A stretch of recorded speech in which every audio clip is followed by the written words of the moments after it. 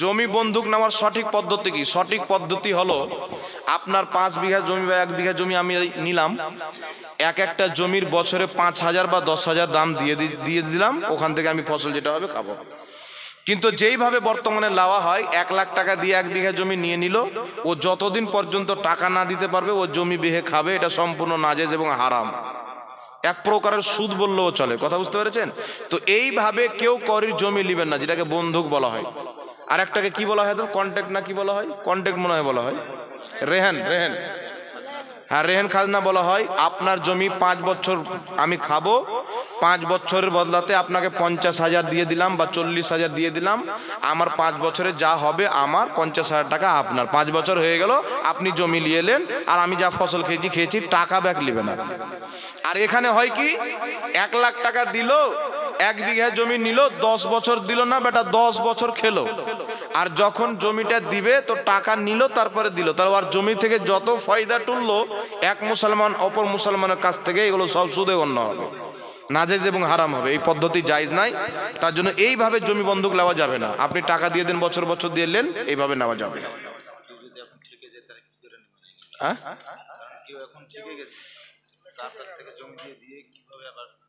ঠিকে গেছে মানে বুঝতে পারলাম না কথাটা, সহজ বাংলাতে বলো। হ্যাঁ, জমি বেচে দিবে ভাই, সুদ কেনে খাবে? আমার 2 লাখ টাকা দরকার, বেটির বিয়ে হবে না, আমার এলাজ হচ্ছে, অপারেশন করতে হবে, টাকা হয় না, তো ওর কন্ট্রাক্টে সুদ কেনে দিবে, ও জমিটা বিক্রি করে দেবে, 1 বিঘা আছে 10 কাঠা বিক্রি করে দেবে, না কি বলেন? 1 লাখ টাকা দিয়ে দিচ্ছে, যদি জমির 10 কাঠা বেচে দেয় তো আমার মনে হয় আপনাদের দিকে জমি 3-4 লাখ টাকা পেয়ে যাবে, না কি বলেন? 1 লাখ টাকার বেশিও পেয়ে যাবে। তো যেখানে আমার ভাই জায়েজ রাস্তা আছে, ওই জায়গাতে আমি নাজায়েজ রাস্তাতে কেন যাব, না কি বলেন? আল্লাহ তো আমাদের জন্য সুদ হারাম করেছেন। হারাম করেছেন কি করেননি? কথা বলেন। যারা সুদ খায় তাদের কিয়ামতের ময়দানে তাদের পেট হবে বিল্ডিং এর মতো, আর ওই পেটের মতন বিভিন্ন রকমের বড় বড় সাপ, বড় বড় জাহান্নামীর পোকা মাকড় থাকবে, আর ছগল মারবে, আর পেট নিয়ে ছিলবিল করবে, সুদখোরের পেটে। আর এখন যে সুদখোররা সিটিং হয়ে ঘুরে বেড়াচ্ছেন না, এত রকমের আযাব হবে, সবচাইতে নিকৃষ্ট আযাব আল্লাহ সুদখোরকে দিবে। কথা বুঝতে পেরেছেন? এই জন্য সুদ থেকে আমাদেরকে বেঁচে থাকতে হবে। মুসলমান আর সুদ এটা কোনোদিন হতে পারে না। তাই সুদ থেকে বেঁচে থাকবেন। যারা সুদ খায়, যারা শরাব পান করে, এরা কিয়ামতের ময়দানে নবী পাক সাল্লাল্লাহু আলাইহি সাল্লামের হাতে হাউজে কাউসারের পানি পাবে না। মাথার উপরে সূর্য থাকবে, মাথার মগজগুলো পিঘলে কান দিয়ে বের হবে, আর আপনার আগুনে যেমন পানি দিলে পানি খোলে না অনেকক্ষণ পর, তেল আপনার খুলতে আরম্ভ করে, সেই রকম মাথার মগজ একদম গরমে খলখল করবে। ওই সময়তে রাসূলুল্লাহর উম্মত যারা, তাদেরকে রাসূলে পাক পানি পান করাবেন, তাদের পিপাসা কিন্তু দূরে হয়ে যাবে। আর যারা সুদ খায়, যারা শরাব পান করে, তারা নবী মুস্তাফা সাল্লাল্লাহু আলাইহি সাল্লামের হাতের হাউজে কাউসারের পানি পাবে না। কথা বুঝতে পেরেছেন বাবা? তো আমরা হাউজে কাউসারের পানি পান করতে চাই কি চাই না? আর জোরে বলেন, চাই কি চাই না? নবীর শাফাত চাই কি চাই না? তাহলে চাইলে সুদ ছাড়তে হবে কি হবে না? যেই প্রকারের সুদ হোক, এই সমস্ত সুদ কিন্তু বাবা আমাদেরকে ছেড়ে দিতে হবে। কথা বুঝতে পেরেছেন? আর একটা মাসলা হচ্ছে, একটা মাসলা আগে তো বলেছিলাম যে হারবি কাফির একটি মুরসাল হাদিস, যেই মুরসাল হাদিস ফোকাহায়ে, অধিকাংশ ফোকাহায়ে কেরামের নিকটে হুজ্জাত, দলিল। নবী পাক বলেছেন হারবি কাফির এবং মুসলমানের মাঝে বাড়তি টাকাটা সুদ হয় না। ইমাম সারাখসি রহমাতুল্লাহ আলাইহি আল মাবসুতের মধ্যে লিখেছেন, এটাই হচ্ছে হানাফি মাযহাবের ফতোয়া। কি ফতোয়া? যে হারবি কাফিরের ব্যাংক, সেই ব্যাংকে যদি কোনো ব্যক্তি টাকা রাখে আর সেই টাকাটা বাড়ছে হারবি কাফিরে, তাহলে সেটা যদি মুসলমান নেয়, ওটা সুদ হিসাবে নেওয়া যাবে না, জায়েজ হিসাবে নিতে হবে। কথা বুঝেছেন কি বুঝেননি বাবা? কিন্তু সেটা যদি হারবি কাফির না থাকে বা মুসলমান দারুস সালাম ইসলামিক কান্ট্রি থাকে, সেই জায়গাতে যদি টাকাটা বাড়ে ব্যাংকের, তাহলে সেটা সুদ হবে। কিন্তু হারবি কাফিরের ব্যাংক থেকে টাকাটা সুদ হবে না। এই মাসলাটা আমি বয়ান করেছিলাম। কথা বুঝতে পারছেন? এটা ইমাম সারাখসি রহমাতুল্লাহ আলাইহি আল মাবসুদের মধ্যে বয়ান করেছেন, এটা হেদায়ার মধ্যে বয়ান করেছেন, এটাই অধিক অংশ কিতাবের মধ্যে স্পষ্টভাবে লিপিবদ্ধ রয়েছে। আর আছে হযরত, যাই হোক, ওয়ালাইকুম আসসালাম। কুরবানি হালাল করার সঠিক পদ্ধতি কি? মসজিদে তারাবির সময় ইমামের জন্য যে টাকা উঠানো হয়, ওই টাকা কি ইমামকে সম্পূর্ণ না দিয়ে মসজিদ বা মাদ্রাসার কাজে লাগানো যাবে? কুরবানি করার সঠিক নিয়ম হচ্ছে, আগে কুরবানির জানোয়ার দেখেন যেই কুরবানি আপনি কিনবেন, আল্লাহ তাবারাক ওয়া তাআলা ওই কুরবানির জানোয়ারকে উপরে সাওয়ার করে আপনাকে জান্নাতে পাঠাবে। এটা হচ্ছে কুরবানি দেওয়ার ফজিলত। তো কুরবানি কেমন কিনতে হবে? মোটা তাজা, যেন মোটা তাজা সাওয়ারি আমরা পাই, নাকি বলেন? এখন কিছু লোক আছেন কুরবানি কিনতে যায়, কিনে আসার পরে বলছেন হুজুর কুরবানি কিনে আসলাম, কিন্তু কুরবানিটার বয়স মাত্র এই 1 বছর হলো, মানে অল্প টাকাতে কিনে নিয়ে আসে। দেখেন বছরে একটা আল্লাহর জন্য কুরবানি দিবেন, মোটা তাজা তাগড়া দেখে যত ভালো পারবেন তত ভালো কিনবেন। কথা বুঝতে পেরেছেন? জানোয়ার তার মধ্যে যেন কোনো আইব না থাকে, তার মধ্যে যেন কোনো ত্রুটি না থাকে, হাত ভাঙা না থাকে, পাও ভাঙা না থাকে, আর অন্য অন্য কোনো আইব না থাকে, যে আইবের কারণে তার কুরবানি হবে না। একদম মোটা তাজা, যেমন জামাই দেখতে যান না, তো জামাই বা বৌমা দেখতে গিয়ে সুন্দর দেখেন, বাড়ি ঘরও দেখেন, তার খানদান দেখেন, চরিত্র দেখেন, পড়াশোনা দেখেন, চেহারা দেখেন, ওরকম কুরবানি জানোয়ারেরও সবকিছু দেখতে হবে। আর কি, একটা কুরবানিতে 7 জন পর্যন্ত ভাগ। কেউ যদি চায় আমি একা একটা গরু দেবো, দিতে পারে। 2 জন মিলে দেবো, দিতে পারে। 3 জন মিলে দেবো, দিতে পারে। 4 জন মিলে দেবো, দিতে পারে। 7 জন পর্যন্ত একটা কুরবানিতে ভাগ দিয়ে কুরবানি করতে পারে। কজন পর্যন্ত? সাহাবায়ে কেরাম বড় জানোয়ারে 7 জন পর্যন্ত ভাগ দিতেন। খ্যাপা মৌলবি বলেছে যে 7 জনের ভাগে কুরবানি হবে না। বাংলাদেশের একটা খ্যাপা মৌলবি, ওটা ওর বাপের ঘরের ফতোয়া, ওটা নবীর ঘরের ফতোয়া নয়। তো 7 জন পর্যন্ত কুরবানি দিতে পারবেন, 4 জনও দিতে পারবেন, জোড় বিজোড় নিয়ে কোনো কথা নাই। 1 2 3 4 মানে 7 জনের নিচে যতজন থাকে কুরবানি দেওয়া যাবে, কোনো সমস্যা নাই। মসজিদে তারাবির নামাজের নামে যে টাকা উঠানো হয় সম্পূর্ণ টাকা ইমাম সাহেবকে দিয়ে দিবেন, এটাই হচ্ছে মাসলা। কথা বুঝছেন?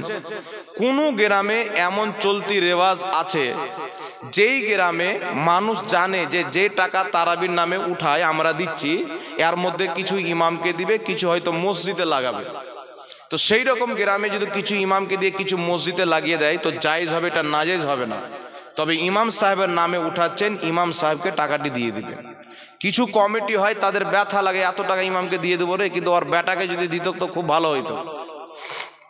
মানে আপনার বলা মক মক আর অন্যর বলা ছক ছক, নাকি চোখ লাল, মানে ইমাম সাহেবকে দিতে গেলে মানুষের কষ্ট হয়ে যায়। তো আমার বক্তব্য হচ্ছে, যেই টাকাটা তারাবির নামাজের জন্য আপনি উঠাবেন, 2 লাখ আর 5 লাখ তো উঠে না কি বাবা? হয়তো 40,000 টাকা উঠলো, ইমাম সাহেবকে 10,000 দিয়ে 30,000 টাকা মসজিদে লাগিয়ে দেবে। তো ওই 40,000 টাকাই যদি ইমাম সাহেবকে দিয়ে দেন তো গ্রামের লোক ভিখারি হয়ে যাবে, নাকি বলেন? কোনো অসুবিধা হবে? আর আল্লাহ বরকত দান করবে। তাই যতটা টাকা উঠাবেন, 2 লাখ 3 লাখ নয়, 30,000 উঠলো, 40,000 উঠলো, ইমাম সাহেবকে দিয়ে দেন। কথা বুঝতে পেরেছেন বাবা? পুরোটা ইমাম সাহেবকে দিয়ে দেন, ইমাম সাহেবও খুশি, আপনারাও খুশি। যেন ইমাম সাহেবের ছেলে মেয়ে হবে, সে যেন ভালো স্কুলে, ভালো মিশনে নিজের ছেলে মেয়েকে পড়াতে পারে, ঘর সংসার করতে পারে, না কি বলেন? শুনতে পাচ্ছে অমুক লোক এক জায়গাতে 2 কাঠা জমি কিনলো, ইমাম সাহেবের ইচ্ছা করে না যে আমার ছেলে পেলে হবে ভবিষ্যৎ, তো আমিও 2 কাঠা জমি কিনি?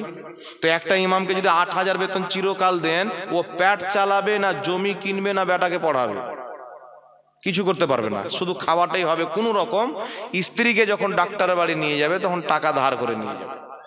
কথা বুঝতে পারছেন কি পারেন না বাবা? তাই ইমাম সাহেবকে খায়ানতি করতে হবে না, এমন একটা বেতন দিতে হবে যেন তার ঘর সংসার ভালো করে চলে, তার ছেলে মেয়েকে ভালো শিক্ষা দিতে পারে। এটা দায়িত্ব হচ্ছে আমার, আপনার দায়িত্ব। কথা বুঝতে পেরেছেন? আল্লাহ বুঝার তৌফিক দান করুন। আর একটা আছে না, এটাতে না, অন্যটাতে, এটাতে আসেন না। আসসালামু আলাইকুম, খালি গায়ে উজু করা যাবে? ওয়ালাইকুম আসসালাম রহমতুল্লাহ। খালি গায়ে উজু করলে উজু হয়ে যাবে। উজুর পানি যদি গায়ে ছিটিয়ে পড়ে তবে কি কোনো সমস্যা আছে? গায়ে উজু করতে করতে ছিটে পড়ে গেল, সমস্যা নাই, উজু হয়ে যাবে, উজুতে কোনো তফাৎ ঘটবে না। তবে এমন জায়গাতে উজু করবেন জায়গাটা যেন একটু উঁচু থাকে, পানিটা আবার যেন আপনার গায়ে না আসে, ওটা হচ্ছে মায়ে মুস্তামাল, মানে ব্যবহারকৃত পানি গায়ে যেন না আসে। তবে কেউ হয়তো চলে আসলো, এমন ভাবে উজু করলো গায়ে চলে আসলো, তাহলে উজু ভেঙে যাবে, হবে না, এরকম কোনো মশলা নেই। প্রথম সিজদা দেওয়ার পর দ্বিতীয় সিজদা দেওয়ার আগে দোয়া পড়তে হবে কি? প্রথম সিজদা দেওয়ার পর দ্বিতীয় সিজদার আগে, মানে সিজদা থেকে উঠার সময় মিডিলখানে, ওখানে একটি দোয়া আছে, দোয়াটি পড়া হচ্ছে মুস্তাহাব, পড়লেও হবে না পড়লেও হবে। কেউ যদি পড়ে তো আর নামাজ হবে না এরকম কথা নেই, নামাজ হয়ে যাবে। বাই চেপে ধরে নামাজ পড়া যাবে কি না? যাবে। 4 রাকাতের নিয়াত করা হয়েছে, 2 রাকাত পড়া হয়েছে, তারপরে যদি বাই হয়ে যায় তাহলে কি করণীয়? দেখেন, সর্বপ্রথম নামাজ দাঁড়ায়নি, আপনার এমন কন্ডিশন হয়ে গেছে, তো আপনি আগে কাজায়ে হাজাত করে আসেন, আগে কাজ কমপ্লিট করে আসেন, তারপরে নামাজ দাঁড়াবেন। কিন্তু নামাজ পড়ছি 2 রাকাত বা 3 রাকাত হয়ে গেছে, নামাজের মধ্যে আছে, আমি কন্ট্রোল করতে পারবো, তো ওই জায়গায় কন্ট্রোল করলে নামাজটা আদায় করে নিতে হবে। বুঝতে পেরেছেন কি পারেননি? আর প্রথমেই দেখছেন সিচুয়েশন খারাপ, তো আগে সিচুয়েশন সেরা আসেন, তারপরে নামাজ দাঁড়াবেন। আজীব প্রশ্ন, এগুলো ইমাম সাহেবকে জিজ্ঞাসা করলে তো হয়ে যায়। এটা কি আছে দেখেন তো, খাতনার খানা খাওয়ানো যাবে কি না, জায়েজ কি না যায়? ও মুসলমানি দিলে মানুষকে দাওয়াত করে খাওয়া দাওয়া করানো যাবে কি যাবে না? এই নিয়ে কিছু মুখে মৌলবি বলছে হারাম, আর একটা মৌলবি বেরিয়েছে, এ আমার কথা বলছে, ঝাড়খণ্ডের একটা মুফতি জাহাঙ্গীর বেরিয়েছে, এ চামড়া কাটা খাওয়ার খেতে খুব ভালোবাসে। ও চামড়া বলছে না, ও পুরো নাম লিখছে, কিন্তু আমি ওর নামটা নিতে পারছি না। তো বলছে ওই কাটা চামড়াটা মাংসতে দিয়ে দিবি, আরো টেস্ট বেড়ে যাবে। আচ্ছা বলেন তো বাবা, ওই কাটা চামড়া দিয়ে দিলে টেস্ট বেড়ে যাবে, ও জানলো কি করে? মানে ও আর সাউকাজ্জল হওয়ার বাপ দুইজন খেয়েছে, আর না খেলে ও জানবে কি করে যে টেস্ট বেড়ে যায়? হ্যাঁ, এইবার শুনেন, সাউকাতের বেটা হচ্ছে দেওবন্দি, আহলে হাদিস সেজে থাকে 2 রকম জালসা নেওয়ার জন্য, মানে মুনাফিক এক কথা। দেওবন্দীদের কিতাব ফাতাওয়া দারুল উলুম দেওবান 18 খণ্ডে বিভক্ত, 16তম খণ্ডের মধ্যে লেখা আছে ছেলেপিলের খাতনাকে কেন্দ্র করে মানুষকে দাওয়াত দিয়ে খাওয়ানো যায়, মানুষ যে তোহফাটা নিয়ে এসে দিবে সেটা লাওয়াও যায়। তো উমুক কাটা খাবার যদি খায়, তো ওর বাপ দেওবন্দি মৌলবীরাও খেয়েছে, আমি নয়। কথা বুঝতে পারছেন?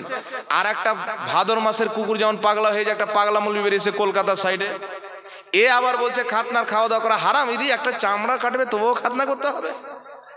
ওদের বাপ ইবনে তাইমিয়া, সমস্ত আহলে হাদিস রুহানি বাপ, সবচাইতে বড় তাদের ইমাম ইবনে তাইমিয়া মাজমুয়া ফাতাওয়ার মধ্যে লিখেছে খাতনা উপলক্ষে দাওয়াত দিয়ে মানুষকে খাওয়া দাওয়া করানো জায়েজ আছে।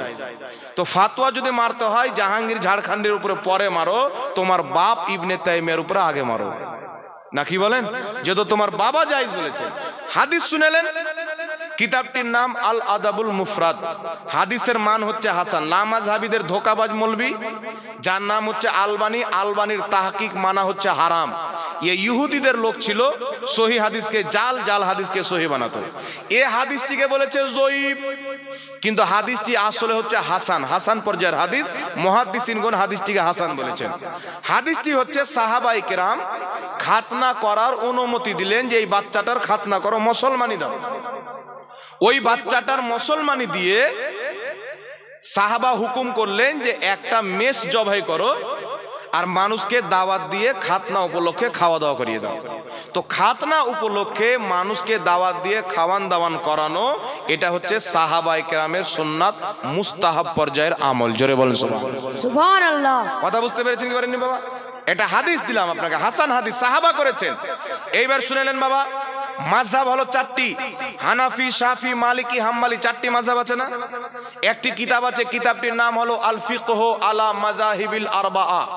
সেই কিতাবের মধ্যে হানাফি, শাফি, মালিকি, হাম্বলি 4 মাযহাবের মত দেওয়া আছে। 4 মাযহাবে কাউরির কোনো মতভেদ নাই, খাতনা উপলক্ষে দাওয়াত দিয়ে মানুষকে খাওয়া দাওয়া করানো জায়েজ আছে। জোরে বলেন সুবহানাল্লাহ। সুবহানাল্লাহ। বিশ্ববিখ্যাত ইমাম ইবনে কুদামা রাহমাতুল্লাহ আলাইহি, আমাদের চাইতে যাকে লামাযহাবী বেশি মানে, ইমাম ইবনে কুদামা রাহমাতুল্লাহ আলাইহি নিজের কিতাব আল মুগনির মধ্যে লিখতেছেন খাতনা উপলক্ষে দাওয়াত দিয়ে মানুষকে খাওয়া দাওয়া করানো মুস্তাহাব সওয়াবের কাজ। জোরে বলেন সুবহানাল্লাহ।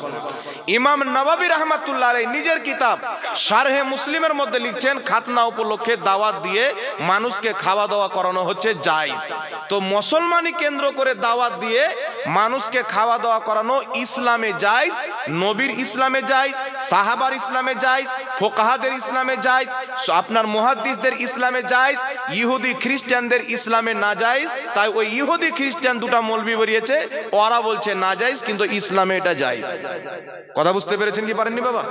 আর কেউ যদি বলে যে না না জায়েজ, তাহলে কোন পৃথিবীর কোন মৌলবি যদি মায়ের দুধ পান করে থাকে, তো একবার আমার সামনে বসিয়ে দিয়ে, আমার সাথে একবার বসিয়ে দিয়ে। আর কোন এরকম মৌলবি নয় যাকে এবার স্ত্রীও চিনে না, কিছু মৌলবি আছে, আমি চ্যালেঞ্জ করেছি, বুকের উপরে হাত বানার হাদিস যদি একটা দেখায় 10 লাখ টাকা পুরস্কার দেবো। তো কিছু ফুচকা বেরিয়েছে, বলছে মুফতি জাহাঙ্গীরের 10 লাখ টাকার চ্যালেঞ্জ অ্যাকসেপ্ট করলাম। রিসার্চ করে দেখবেন তো ওর বাড়ি বলি ওকে চিনে না, ওর সাথে বসে লাভ আছে বাবা?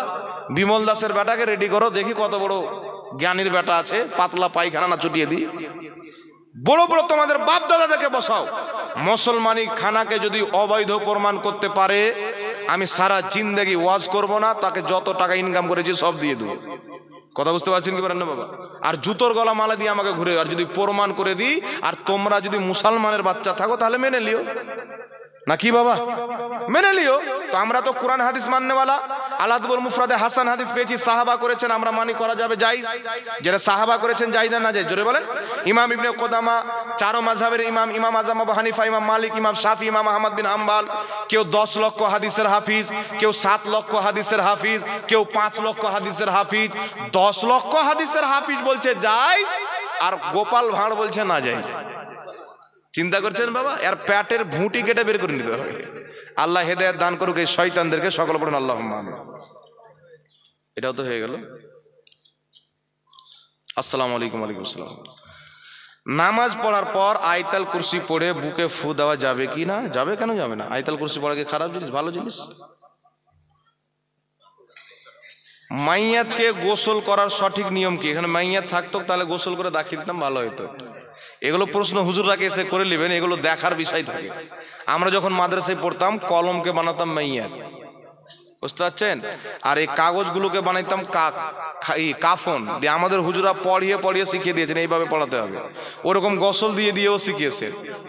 তো ওই রকম গোসল দেওয়ার নিয়মগুলি ইমাম সাহেবরাকে জিজ্ঞাসা করবেন, যেগুলো গুরুত্বপূর্ণ মাসলা আছে ওইগুলো জিজ্ঞাসা করেন, সবচেয়ে বেশি ভালো হবে। মাইয়াতকে দাফন করার সময় কাজ চলাকালীন আজান দেওয়া যাবে না কাজ শেষ করে আজান দিতে হবে? কাজ শেষ করে কমপ্লিট করার পর আজানটা দিবেন। দাফন করা যদি হয়ে যায়, এমনি হয়তো মাটি টাটি ঠিক করছে বা ওর উপরে একটা জাল টাল দিচ্ছে বা 14 সালে বেড়া টেড়া দিচ্ছে, ওই সময় আজান দেওয়া যাবে, অসুবিধা নাই। এটা হয়নি? এটা কি আছে? আসসালামু আলাইকুম। ওয়ালাইকুম আসসালাম। একজন স্বামী যদি মারা যায় তাহলে তার স্ত্রী 4 মাস 10 দিন শোক পালন করবে। কতদিন? আপনার আত্মীয় স্বজন মারা গেল, 3 দিনের বেশি শোক পালন করা হচ্ছে হারাম। আর কোন মহিলার স্বামী যদি মারা যায়, সে 4 মাস 10 দিন শোক পালন করবে। এটা কি আছে?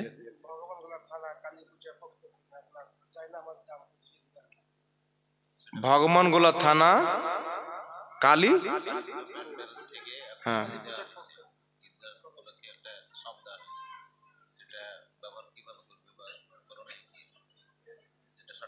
দেখেন আমাদের ভারত হচ্ছে সেকুলার কান্ট্রি।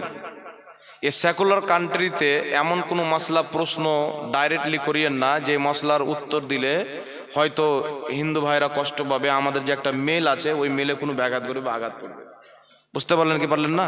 তো এইগুলো যেগুলো মাসলা আছে না, এই কিছু কিছু মাসলা আছে, ওগুলো পার্সোনালি জিজ্ঞাসা করে নেবেন, খুব ভালো হবে। দেখেন ইবাদতের ক্ষেত্রে কোনো অমুসলিমের অবদান নেওয়া যাবে না। কথা বুঝতে পেরেছেন? যেমন মসজিদে কোনো অমুসলিমের টাকা লাগানো যাবে না, তো মসজিদের মুসাল্লাও কিনা যাবে না, জায় নামাজও কিনা যাবে না। এখন যে হিন্দু ভাইরা দিয়েছে তারা শুনলে কষ্ট পাবে কি পাবে না? জি, মনে দুঃখ করবে কি আমরা কি মানুষ নই? তাহলে মুসলমান কি এত খারাপ? এই জন্য কিছু প্রশ্ন আছে যেগুলো পার্সোনালি করবেন, আর যে সবটা দিয়েছেন ওই সবটা ইমাম সাহেবের ঘরে রাখবেন, ইমাম সাহেব ব্যবহার করবে। ঠিক আছে? ইমাম সাহেব ব্যবহার করবে, মিটিং টিটিং হবে, আপনারা বসে মিটিং করবে, অসুবিধা নাই।